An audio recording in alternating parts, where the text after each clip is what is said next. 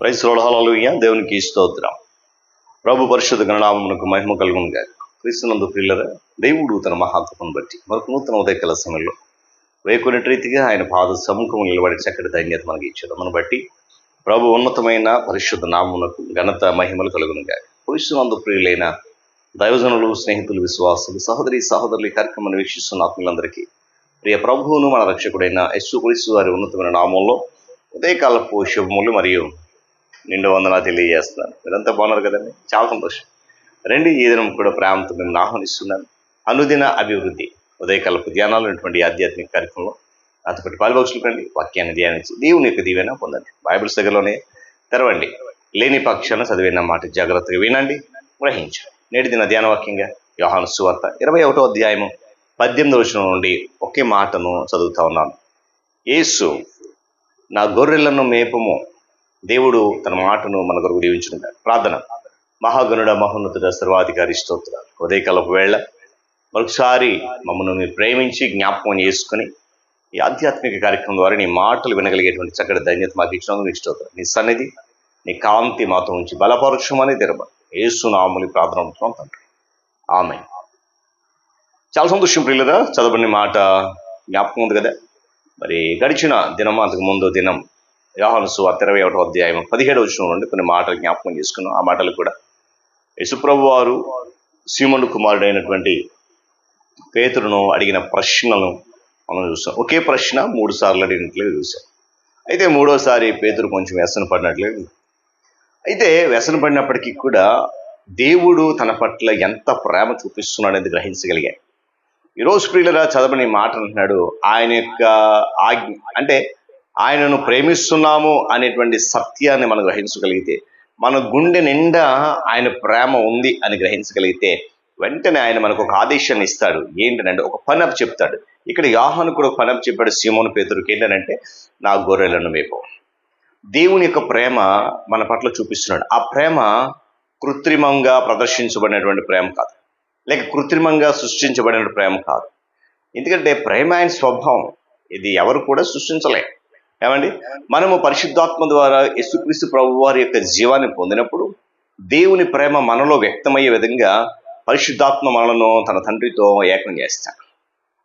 పరిశుద్ధాత్మ మనలో నెలకొని ఉండడం ఏమంటే కేవలము మనము తండ్రితో ఏకం చేయడం కొరకు మాత్రమే కాదు, కానీ కుమారుడైనటువంటి యేసు ప్రభు వారు ఏ విధంగా అయితే తండ్రితో ఏమండి ఏకమై ఉన్నాడో, మనము కూడా అలాగే తండ్రితో ఏకమై ఉండడం కొరకే. ఏకమై ఉండడం లేక ఐక్యత కలిగి ఉండడం ఏంటంటే, యేసుక్రీస్తు ప్రభు వారు తన తండ్రితో ఎటువంటి ఐక్యత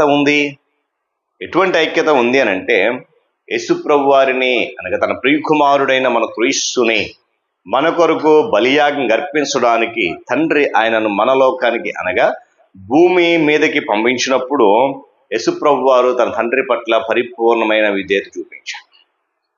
నేను స్తోత్రం చెప్పడం హల్లెలూయా. అంటే తండ్రితో ఐక్యత లేక ఏకత్వం అంటే అదే. ఆయన ఏ పని చెప్పినా కూడా తలవపడమే తప్ప మరొకటి లేదు. తండ్రి అయినటువంటి దేవుడు తన కుమారుడు క్రీస్తు ప్రభు వారిని ఆజ్ఞాపించినప్పుడు, నువ్వు భూమి మీద జన్మించాలి మానవుడిగా, ఎస్ ఓకే. పశువుల పాకలో ఉండాలి, ఓకే. మనుష్య కుమారుడిగా పెరగాలి, తర్వాత నా పరిచయం చేయాలి, శ్రమలు అనుభవించాలి, దాని ముందు అనేక మందిని శిష్యులను తయారు చేయాలి, జన సమూహానికి దేవుని రాజ్య వార్తను ప్రకటించాలి, తద్వారా అనేక శ్రమలు ఎదురవుతాయి, కష్టాలు ఎదురవుతాయి, హింసలు ఎదురవుతాయి, దెబ్బలు తినాలి, తర్వాత అవమానాలు పొందాలి, హింసలు పొందాలి, చివరికి మరణించాలంటే అన్నిటికీ కూడా ప్రభు వారు ఏం చేశారు? విధేయత చూపించారు. దేవుని స్తోత్రం చెప్పినారు. హల్లెలూయా. అంటే తండ్రి నన్ను పంపిన ప్రకారము నేను మిమ్మల్ని పంపిస్తున్నానని చెప్పి యేసు ప్రభు వారు చెప్పారు శిష్యులు. అంటే తండ్రితో ఐక్యమయ్యే విధానం అంటే అదే. ఏ పని చెప్పినా కూడా నో అనే మాట రాదు. గమనించిన ఉదయకాల సమయంలో యేసు ప్రభు వారు పేతురుని అడిగినటువంటి సూటిగా ప్రశ్న, ఆ ప్రశ్న ద్వారా పేతురు భక్తునికి జ్ఞానోదయమైంది. అంటే అప్పటి వరకు జ్ఞానం లేదని కాదు, కానీ తనలో దేవుని పట్ల ఎంత ప్రేమ ఉంది గ్రహించగలిగాడు. అంటే తాను ఎంతగా క్రీస్తు వారిని ప్రేమిస్తున్నాడో, ఎంతగా ఆయన పట్ల తన హృదయపు లోతుల ప్రేమ దాగి ఉందో గ్రహించగలిగాడు పేతురు. ప్రభువారి యొక్క తలంపుల ప్రకారం తదుపరి ఏంటంటే, మనలను మనము దారపోసుకోవాలి ప్రభు కొరకు. దేవుడు ఏమంటున్నాడంటే, నువ్వు నన్ను ఎంతగా ప్రేమిస్తున్నావు సాక్ష్యం చెప్పొద్దు. నీకు కలిగినటువంటి అద్భుతమైన అనుభవం గురించి ఎక్కువగా మాట్లాడొద్దు. మరి ఏం చేయాలి? నువ్వు చేయాల్సిన పని ఏంటంటే నా గొర్రెలను మేపడం. యేసుప్రభు వారికి ఉన్నటువంటి గొర్రెలు విలక్షణమైనవండి. అన్ని ఒకే త్రోవలో పోవు.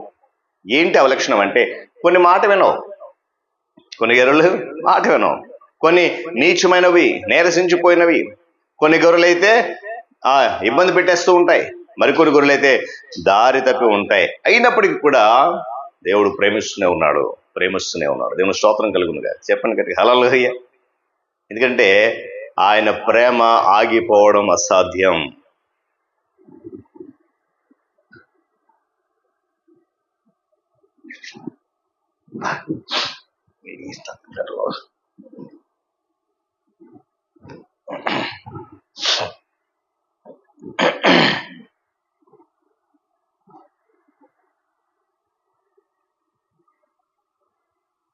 ఆయన ప్రేమ ఆగిపోవడం అసాధ్యం. కాబట్టి మనలో ఉన్నటువంటి ప్రేమ దేవుని ప్రేమే అయి ఉన్నట్లయితే అది కూడా నిరంతరము కొనసాగేటువంటి ప్రేమ. అది ఆగిపోవడానికి వీల్లేదు. ఏమండి, మన సహజ స్వభావం ద్వారా కలిగేటువంటి పక్షపాత ధోరణులను దేవుని ప్రేమ ఏమాత్రం పట్టించుకోదు. మానవుని స్వభావం అంతే, పక్షపాతం చూపించటం, మానవుని స్వభావం దారి తొలగిపోవడం, మానవుని స్వభావము ఏమంటే క్రమములు ఉండకపోవడం. కానీ ఇవేమీ దేవుని ప్రేమ పట్టించుకోవడం. మనం ఒక తీర్మానం తీసుకుందాం. నేను నా ప్రభువును ప్రేమిస్తున్నట్లయితే నాలో ఉన్నటువంటి సహజ స్వభావ రాగ ద్వేషాలు నన్ను శాసించకూడదు అనే ఒక తీర్మానం తీసుకోవాలి. నేను ఆయన గొర్రెలను మేపాల్సిందే, ఆయన పని చేయాల్సిందే, ఆయన చిత్తానికి తల వంచవలసిందే. ఇది మనం తీసుకోవాల్సినటువంటి ఒక నిర్ణయం. గమనించండి, ఆయన మనకిచ్చినటువంటి ఆదేశం ఉందో చూడండి, లేక ఆజ్ఞ ఏదైతే ఉందో దాని నుండి వైదొలగడానికి నువ్వేమాత్రం ప్రయత్నం చేయదు.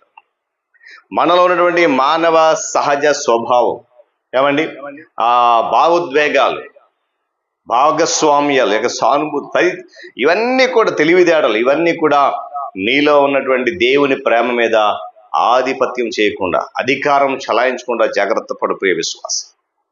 ఎందుకు తెలుసా? ఎన్ని చేసినా కూడా అవి యథార్థ ప్రేమను, అనగా దేవుని యథార్థ ప్రేమను దుర్వినియోగం చేయడానికి తప్ప మరెందుకు పనికిరావు. నీలో ఉన్నటువంటి మరల జ్ఞాపకం చేస్తున్నాను, మానవ సహజ భావోద్వేగాలు, భాగస్వామ్యం, తెలివితేటలు, ఇంకా సానుభూతి, ఇవన్నీ కూడా దేవుని ప్రేమను చెరపడానికి లేక దుర్వినియోగం చేయడానికి తప్ప దేనికి పడదు. కాబట్టి ఉదయకాల సమయంలో ఆయన మనకిచ్చినటువంటి ఆదేశం ఏంటనంటే, ఒక పని చెప్తాను. మనం ఆయనను బహుగా ప్రేమిస్తుంటే, ఆ ప్రేమ మనలో వ్యక్తమవుతున్నట్లయితే ఆయన మనకు ఆదేశం ఇస్తాడు. ఆ ఆదేశానుసారం మనం నడవాల్సిందే. పేతురు చేసిన పని అదే.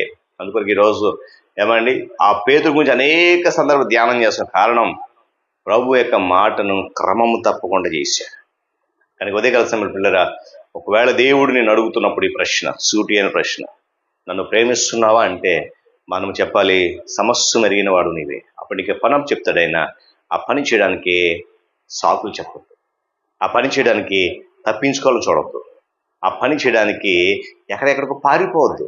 ఆయనకు తలగ్గు, విధేయత చూపు, ఆశీర్వాదాలు పొందు. దేవుడి మాటలు మనకు దీవించుంటా. ప్రార్థన. మహాగణుడ, సర్వోన్నతుడ, స్తోత్ర. తిరిగి నూతన ఉదయకాల సమయంలో విలువైన మాటలు విన్నాం. నిజమే నాయన, మీరు మాకు ఇచ్చిన ఆదేశాలు ఉన్నతమైనవి, శ్రేష్టమైనవి, విలువైనవి. ఆదేశాల నుండి మేము తప్పిపోకుండా, జారిపోకుండా, దూరంగా పారిపోకుండా ఉండడానికి ప్రయత్నం చేయకుండా నీ సన్నిధి మాతో ఉంచు. ప్రతి మాట మా హృదయాలను సూటిగా తాకగలిగేలాగా సహాయం. ఈ కార్యక్రమంలో అనేక మంది పాల్గొంటున్నారు. మరింత పాలిభాగం చేయండి, నీ కృపలో భద్రపరచు. క్రీస్తు యేసు వారి ఉన్నతమైన నామమున అడుగుతున్నాం తండ్రి, ఆమేన్.